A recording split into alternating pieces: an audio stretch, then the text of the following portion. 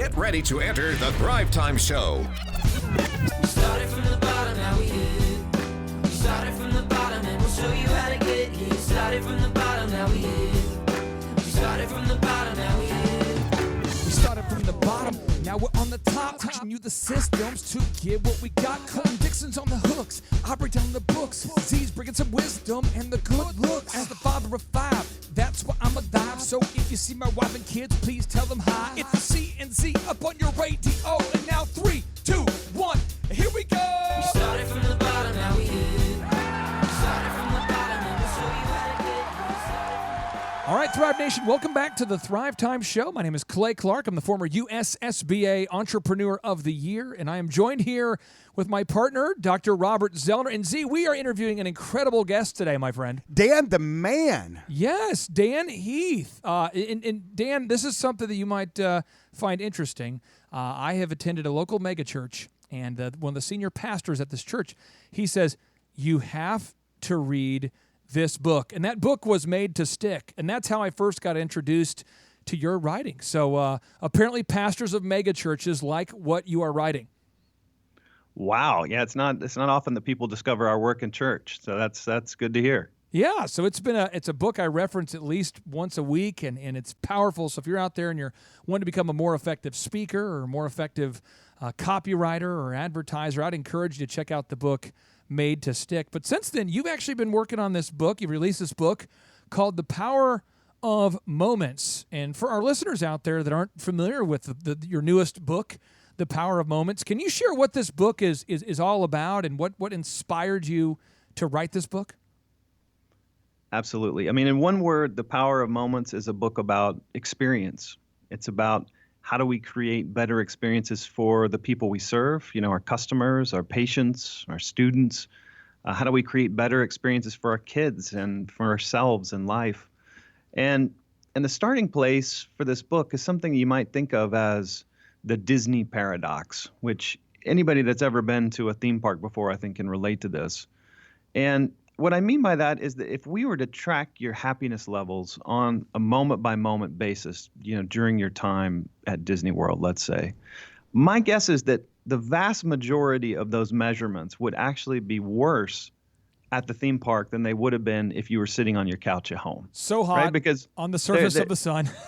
Yeah, I mean, it's blazing hot, it's humid, there are these 45-minute lines to ride like a 2-minute Dumbo ride you would have preferred not to be on at the begin with.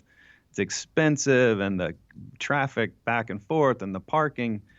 And yet, there are a couple of things that will happen at the theme park that will be memorable, right? Your kids will light up over some ride that they rode, or, one of the characters will come by and you'll take a picture you'll be looking at for 20 years, or you'll have one of those moments as a parent where you're just, reveling in the joy of having this child. And those couple of moments, they may be a minority of the day. They might be 15 minutes out of an 8-hour day. And yet, a year later, if you look back and you say, hey, how was your trip to Disney World? You know what you're going to say? You're going to say, it was amazing. It was one of the highlights of the year. And so that's the paradox that I'm talking about, how in the moment, an experience can feel one way, and yet we feel very different about it looking back. And I think the significance of that, the kind of takeaway lesson, is that when we talk about improving experience, what we're really talking about are creating moments. And in the book, we call them peak moments, that great experiences hinge on peak moments. And so the book is really an attempt to figure out how do we create more of these memorable, meaningful peaks. This for me is a peak moment because I've read your stuff, and the level of research that you put into your books, that you and your brother put into your books, is absolutely, I mean this with all due respect, it's insane. It's maniacal. It's intense. I mean, it is detailed. You guys obsess about an idea, and you have so much data to support what you're saying. I just want to ask you this.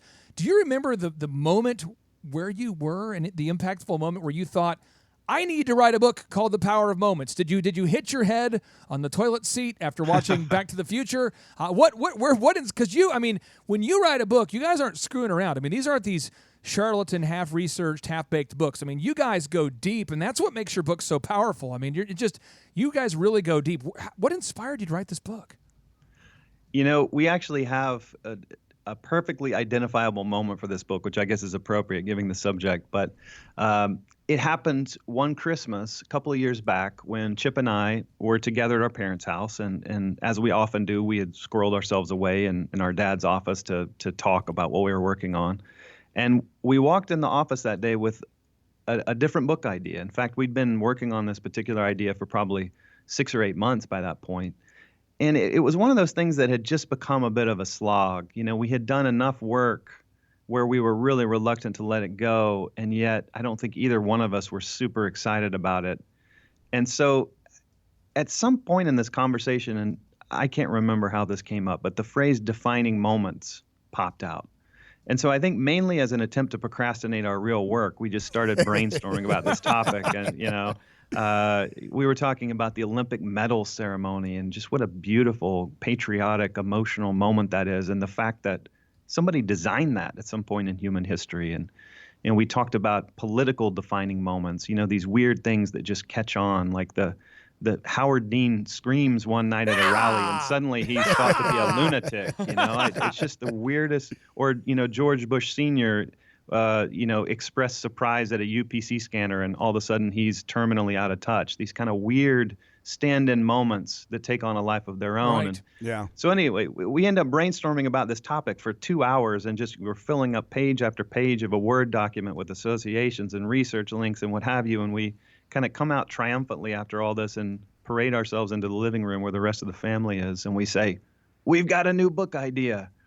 And when we announced this kind of moments idea, because we knew it instantly as soon as we hit on it, the whole family they had this visible sense of relief on their faces because apparently none of them liked the old idea and they were just too polite to tell us. Dan, Dr. Z here. I have 5 brothers. So how is that the dynamics? That's a lot of books. It's a lot of books. Yeah, a lot yeah. of books. I'm not sure I could sit down and write a book with either one of them, though. But how's that dynamic work? I mean, it's awful close, and yet you guys, is there a lot of tension? Do you guys work real well together? I mean, you guys ever, go in the cage fight? I mean, you guys walk me through that a little bit. I think our secret sauce is that we're 10 years apart. So I'm 45 and Chip is about to turn 55, and so. Growing up, we never had that classic kind of brotherly rivalry. It would have been pointless, for him to really pick a fight as a 15-year-old with a 5-year-old. Like, you're pretty much going to win every contest.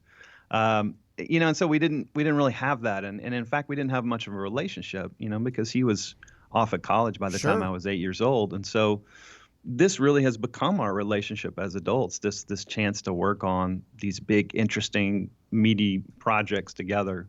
I guess some brothers fix up cars together and we write these weird psychology business books. I think it's very cool. So how did you guys come up with the idea for you two to write a book? I mean, you guys were sitting around one day in the man cave and said, hey, bro, let's write a book. I mean, how'd that happen?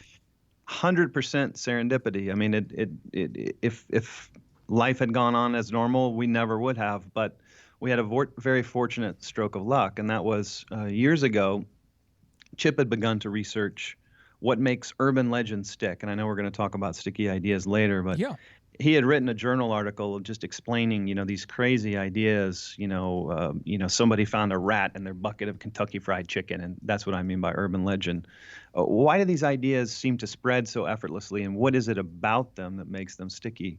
And he'd written up some of his early research in a journal. It wasn't anywhere with a big readership.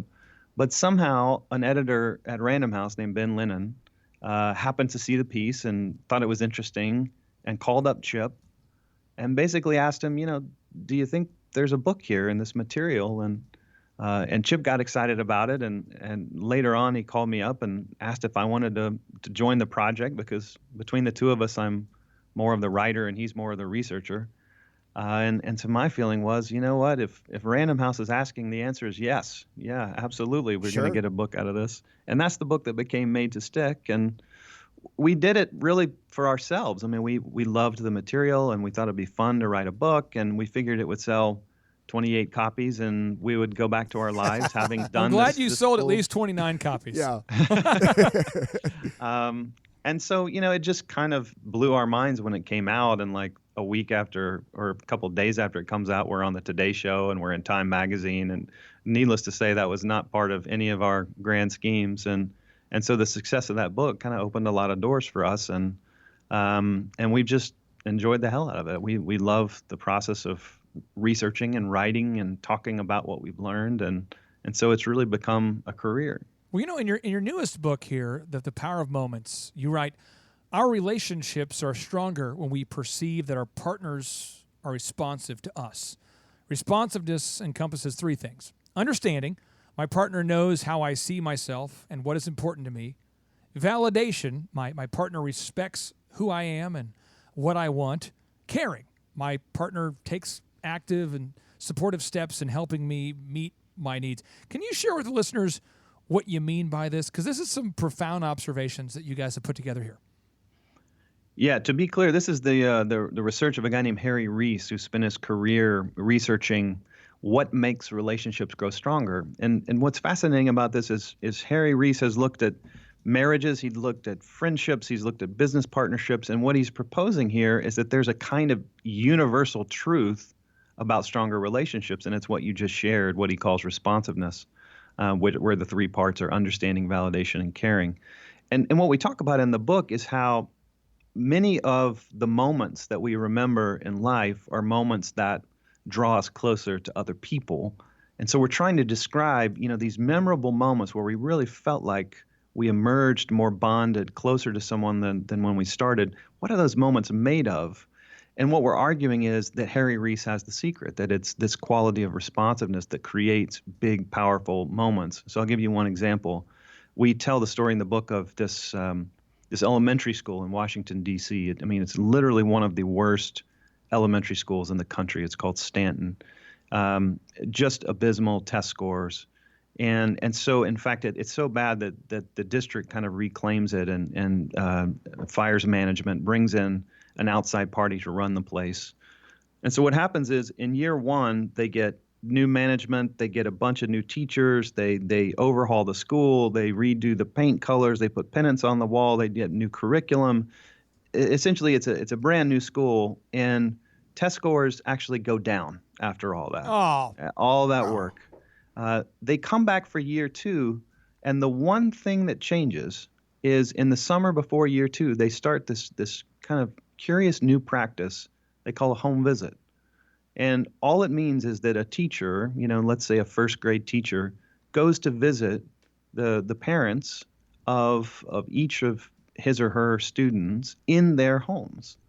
And when they get to the homes, they just ask a series of 4 questions. They don't bring, promotional materials. They don't bring documents. They don't bring checklists to sign. They're just there to ask a couple of questions. And, one of them is, what are your dreams for your child? And what do we need to know to teach your kid better? And what were your educational experiences like? And what do you wish had been different? And these conversations, you wouldn't think that an hour spent in someone's home would be relevant in a school year that lasts 9 months and, runs across hundreds and hundreds of instructional hours. And yet everybody dates the turnaround to Stanton to that practice. They said, even in the first week of school, you could detect the difference. These students come in, and where the year before it was just almost nonstop pandemonium in terms of discipline, all of a sudden the students are lining up appropriately. And the explanation is that this moment was just a gangbuster moment of responsiveness, that for the first time, these parents felt listened to.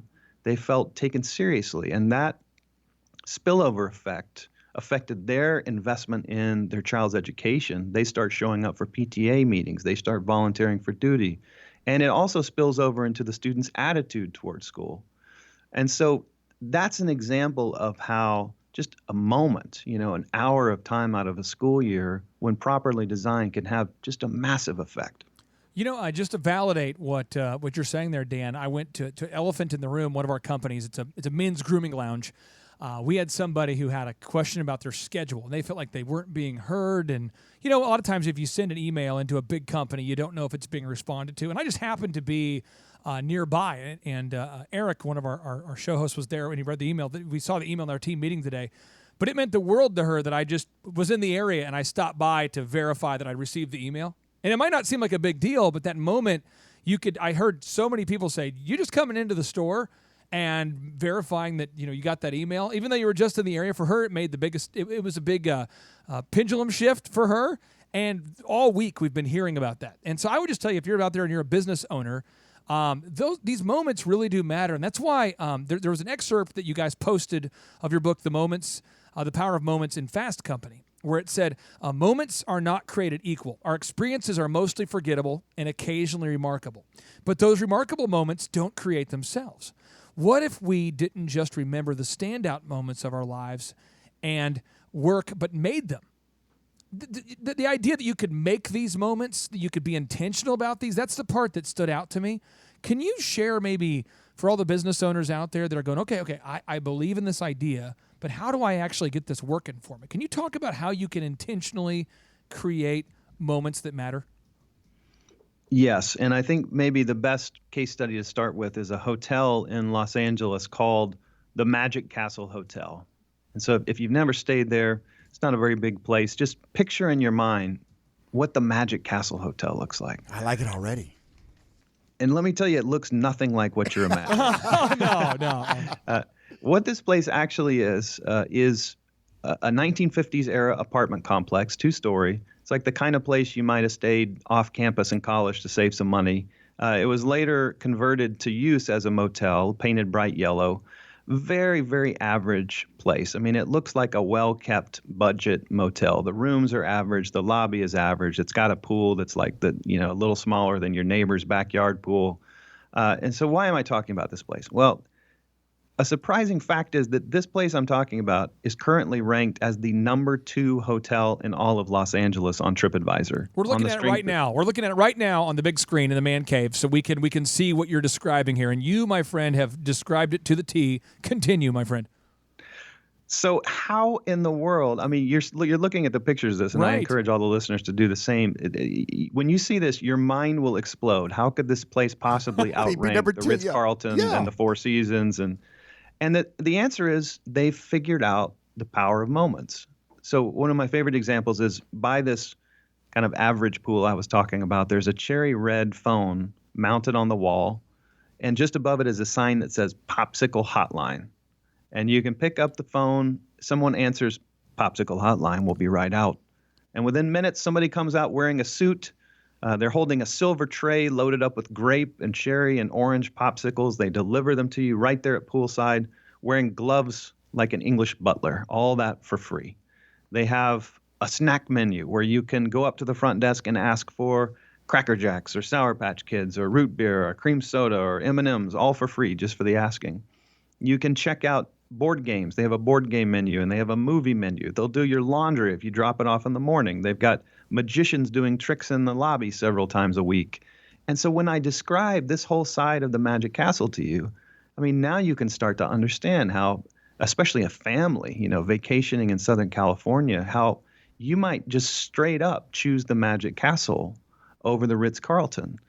And the reason is because you have an instinct that a year later, you're not going to remember the marble furnishings in the Ritz-Carlton. What you're going to remember is, you're not going to believe this, but there's a phone by the pool where you can pick it up and somebody will bring popsicles out to you.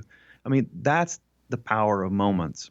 I will tell you, for all the listeners out there who are saying, okay, I want to see this, Eric Chupp, our show observer here, he's going to add links to all these different photos so everyone can see the Popsicle Hotline, so they can see the pool, which I would say is definitely average. At best. Yeah, at best. See, that was kind of mean. It was definitely a good 2.5 star. It's a good No, but that just goes to show you can take a facility that looks like this, Right. and add the moments to it, which is just an incredible story. I mean, it just lightens, it's just so awesome. So I want to ask you this here, Dan. What's your process for writing a book? Actually, could I just add one more thought for the business owners out there? Because do it. I want to make sure that everybody listening doesn't think the moral of this Popsicle Hotline story is that you need something wacky. You need something kind of silly and funny like that. I know there are people out there that run a shipping business or a B2B sales or IT consulting, and it doesn't lend itself to a Popsicle Hotline. I get that. The moral of the story is this: that we can't problem solve our way to a great customer experience. Think about the Magic Castle as an example. Imagine that a manager had taken over that hotel, but hadn't done the moments. There's no popsicle hotline, there's no snack menu, there's no board game menu. And instead, their strategy was, hey, we're going to pay careful attention to customers' responses on surveys. And every customer that stays here, we're going to give them a survey, and we're going to look at what they're complaining about. And by God, we're going to fix those things. So, if the pillows are too soft, we're going to get firmer pillows. And if the lamps are too bright, we're going to get dimmer bulbs. And if check-in is too slow, we're going to hire more people to check them in. And my question to you is, it's clear that strategy of fixing problems would make the hotel better, for sure. But where would that hotel end up on the TripAdvisor list? And there's no way it ends up as number 2. It might be number 250. And so I think that's the takeaway lesson for businesses of all kinds, is that addressing complaints is not the same thing as winning affection. That if we want great experiences, what we know is that great experiences hinge on peak moments, and we've got to start building those peaks. I would say that what you're saying, from my experience as a business coach and someone who's helped a lot of brands, is 100% true. I think about Chick-fil-A, a client that I've coached over the years. I mean, they hand young kids a balloon when they get there. They have a cow, a large cow that's in the in all the stores. What does that cost to have a large person dressed up as a cow mascot? I don't know what that costs, but kids go there. I have 5 kids. They all want to go back because of that. There's a local pediatric dentist in Tulsa called Dr. Morrow and Lai, and they have a huge aquarium in the middle of the pediatric dentistry, and they have video games for the kids, and they offer beverages and that kind of thing. And kids come back because it's memorable, and it gets stuck in your head, and absolutely it works. And I want to ask you this, because you guys, when you hear academia, you hear about Stanford, you start to hear your academic background. I think a lot of entrepreneurs are thinking, this is going to be the most boring book of my life. I couldn't possibly read this. It's so theoretical. But you guys write in a very conversational tone. So I want to ask you, what's your process for writing books? Because your books don't come across as highbrow Ron Burgundy reading business books that don't, it doesn't come across like that to the reader. But yet, I think with your academic background, a lot of people might think that it would. Talk about your process for writing books that are so applicable for entrepreneurs. Yeah, thanks for saying that. Yeah. I mean, what we're constantly trying to do is we're trying to accomplish 3 things at once. And so we find ourselves spending a lot of time just iterating between these 3 points. One is we want to make sure there's evidence for the things we're saying. And there's not always going to be randomized controlled trials for this stuff. A lot of it's subtle. A lot of it is, not the kind of thing that academics study. So we do the best we can to find pockets of evidence where we can, whether that's real world case studies or academic research. The second thing is we want there to be stories to carry the message, because there's a reason why, people aren't subscribing to academic journals in their free time. That nobody wants to read that stuff. Nobody has the time for it. Some people don't have the expertise to get through all the statistics. And so we want to find stories that carry the message. And that's what makes a book readable, is the stories. And it's also the hardest part of writing, is finding, those stories that will just keep you flipping the pages. And then third, and then ultimately, we want our books to be practical. We're not ashamed to say our books are how-to books. That if somebody gets all the way through one of our books and doesn't have ideas about how to make their life better or their business better, we failed. That's what we set out to do. And so that's our process, is just to figure out what's the intersection of those 3 circles. Where's the evidence? Where are the stories? And are the lessons practical? And if we can do all of those 3 things, then we think we've got a book. If you'll allow me to put you on the hot seat here, because your book Made to Stick is I'm not sure how many pages are in the book. I can say that, but I've dog-eared pretty much all of them.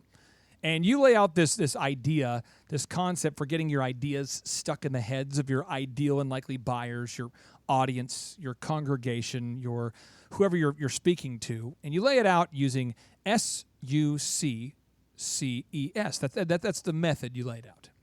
And you talked about, first off, to get your ideas to stick in the minds of other people. In your book, Made to Stick, you talk about they have to be simple.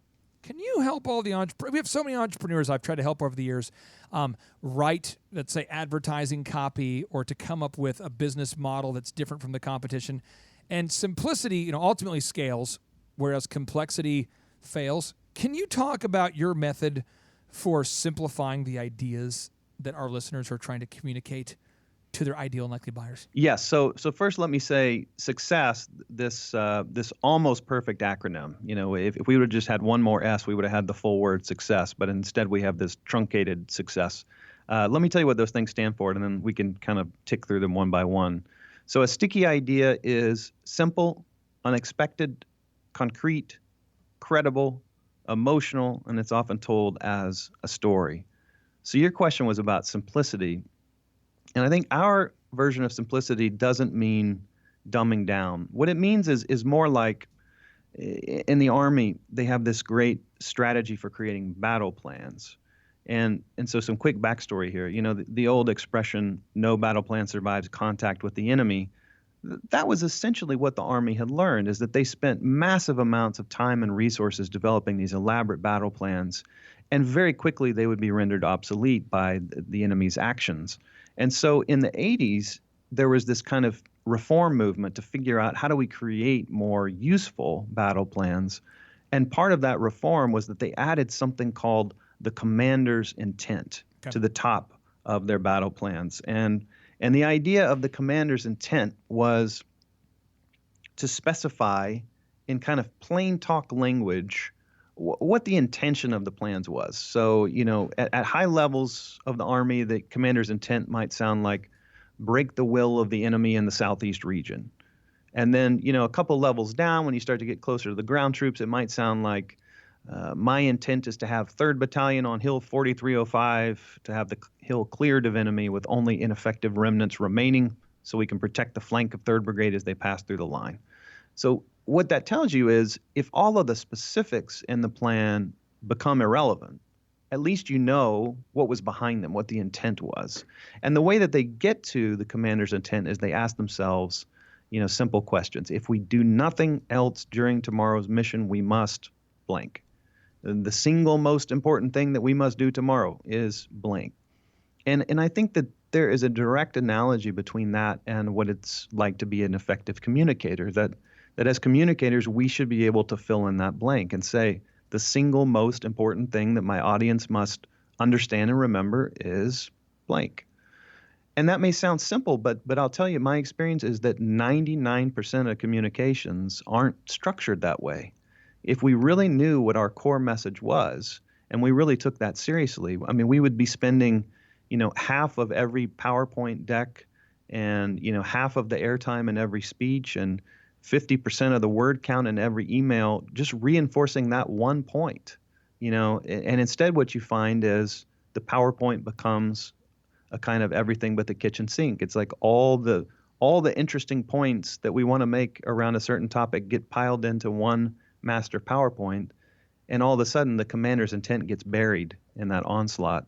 And so what's hard about simplicity, to wrap this up, is that we have to prioritize. That simplicity is painful precisely because we have to leave some ideas behind that may be interesting and may be useful, but just aren't the most interesting and useful that we need to communicate. Dan, my partner, Dr. Zellner, is the master of unexpected advertising. Being simple? No. He's like the leading optometrist in northeastern Oklahoma, and he brings a marketing perspective that people don't expect. And with his auto auction, it's the same thing. With the bank he invested in, it's the same thing. It's each business. It's unexpected that his unorthodox approach to marketing. In your book, Made to Stick, you talk about the importance of being unexpected. Can you describe what you mean by unexpected in terms of making your ideas stick? Yeah, I think there's a quote that I remember from one source that they said the aha experience is often preceded by the experience. And what that means for communicators is if we want to get across a message, the first thing we've got to do is earn attention. And a lot of times that can come from posing a mystery. So, I saw the cover of a book one time, and I remember just being sort of frozen in my tracks by it. The title of the book was, "Why Do Men Have Nipples?" Whoa! And I remember thinking, I sort of want to know the answer to that. And 5 seconds ago, that was nowhere in my consciousness. Freakonomics does a great job of this too. Like some of the things on the flap copy of their book are, why do drug dealers so often live with their moms? And so now, you kind of find yourself, well, gosh, that's weird. I wonder why that is. And what's going on there is what George Lowenstein, who is a professor at Carnegie Mellon, what he calls a curiosity gap.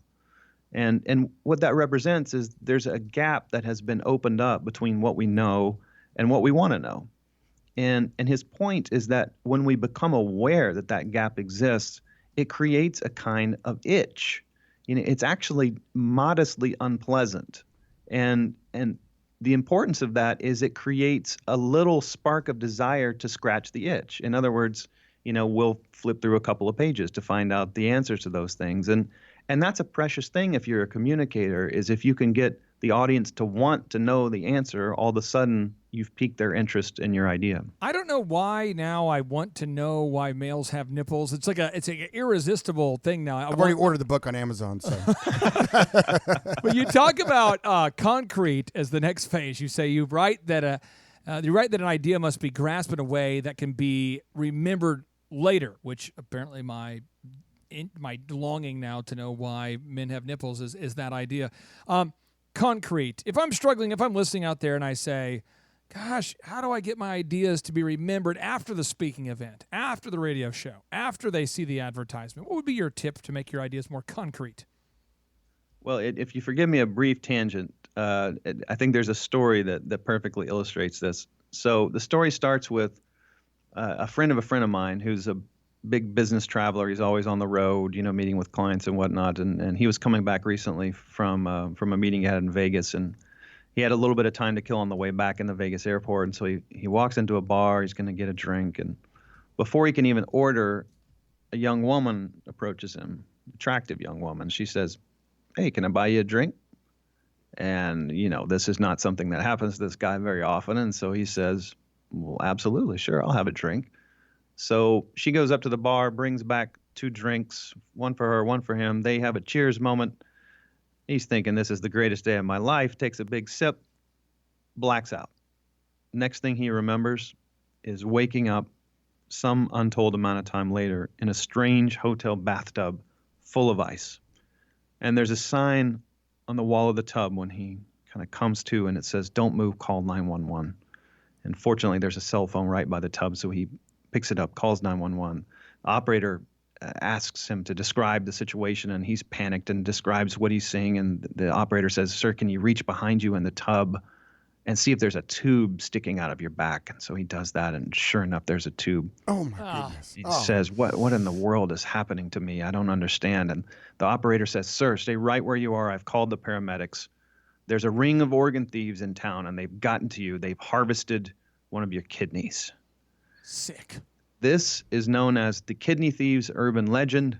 It is one of the most successful kind of viral, sticky ideas of the last few decades. Let me comfort all of you. This is false. Oh, Did not Oh happen. my goodness! I was reaching. I was trying to feel like there was a tube on my back. Oh. And so the question is, anywhere you go in the world, they've heard some version of this story. And the details are different. In India, it's not going to be Vegas. It's going to be Mumbai. But it always has the kind of core elements of this story. And the question is, why is this so sticky? And so back to your question about concreteness. Concreteness means that we use visual, sensory language. And the importance of that is, a month from now, long after you've forgotten listening to this podcast, long after you've forgotten my name or the book's name or anything else, you'll be able to retell this story perfectly. And when you retell it, you won't be remembering the precise words that I used, like remembering a credit card number or something. Instead, what's going to happen is you're going to replay the film that I just embedded into your brain. And you're going to see those images, and you're going to narrate to them. And you may well use almost totally different language, and yet the core of it will be the same. And the reason you'll be able to do that is that I used concrete language in telling that tale. And what's so important about that is, in the business world, it's almost like we have an allergy to concrete language. If you look at classic corporate communications, it's so chock full of abstractions and buzzwords, and it's almost designed to be, stick proof. But I think if we can get in the habit of letting people see things, of painting, mental scenes of the things we're describing, that's a powerful communication tool. I'll give you one example. I was working with some executives from a major department store years ago, and one of the people was pitching basically a revamp of their inventory systems, which doesn't sound like a super sticky turf of ideas, right? We want to overhaul our inventory systems, but what they designed to build attention and to make this concrete was they showed, hey, if you're on the floor of this department store and a customer comes up and has, a question, maybe they have a shirt that they like, but we don't have their size in stock, and you want to check and see where do we have it. Our store inventory system is one interface. And that interface looks like this. They actually had screenshots.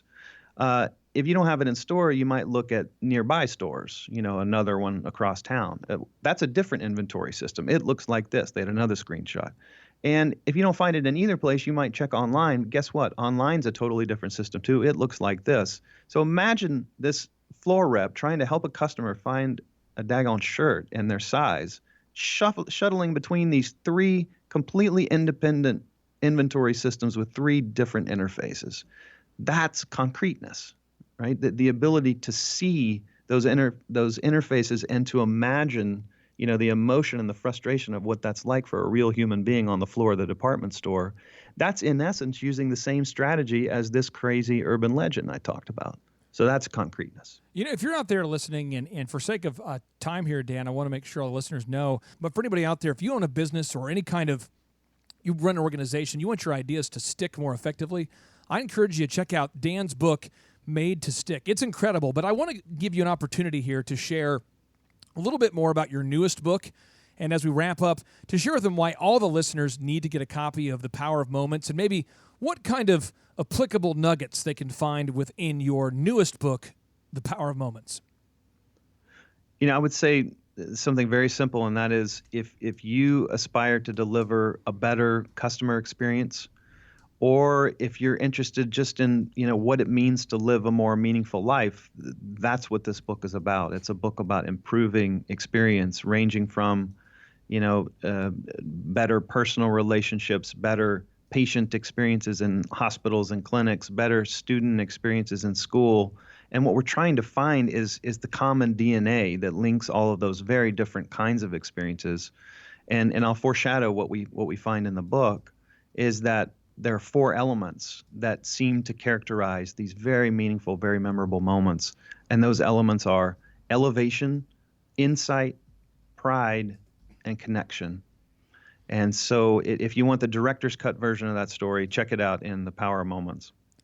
Dan, I appreciate you taking time out of your busy schedule and undoubtedly the formation of your newest book that you and your brother are probably creating right now below the surface. But I appreciate you taking time out of your schedule to hop on the show with Dr. Z and I. And on behalf of the entire Thrive Nation, thank you for lending us a little bit of your time. And for the Thrive Nation, if you're out there and you're not familiar with Dan Heath and Chip Heath and their work, Dan, what's a website you would direct everybody to where they can learn about all of the books you've created and undoubtedly the books you will be creating in the future? So yes, we have a website called heathbrothers.com. That's where you can find out about all of our books. I'll also mention that I have a podcast called Choiceology, and it's a podcast that concerns behavioral economics and decision-making and the traps and biases that we're all prone to that disrupt our decisions and also how to fix them. It's a one-season podcast of 7 episodes, very manageable. So if you're interested in that topic, check it out. Well, Dan, thank you again for being on the show today, and have an awesome day, my friend. Thank you. Appreciate the chance to be on. We like to end our show there, Dan, with a 3, 2, 1, boom. So yes, if we can do a countdown together, I think that's the like ultimate way we can do that. Personally, yeah. All right, well, Thrive Nation, as always, we want to end with a 3 and a 2 and a 1 and then a boom. So here we go. 3, 2, 1, boom!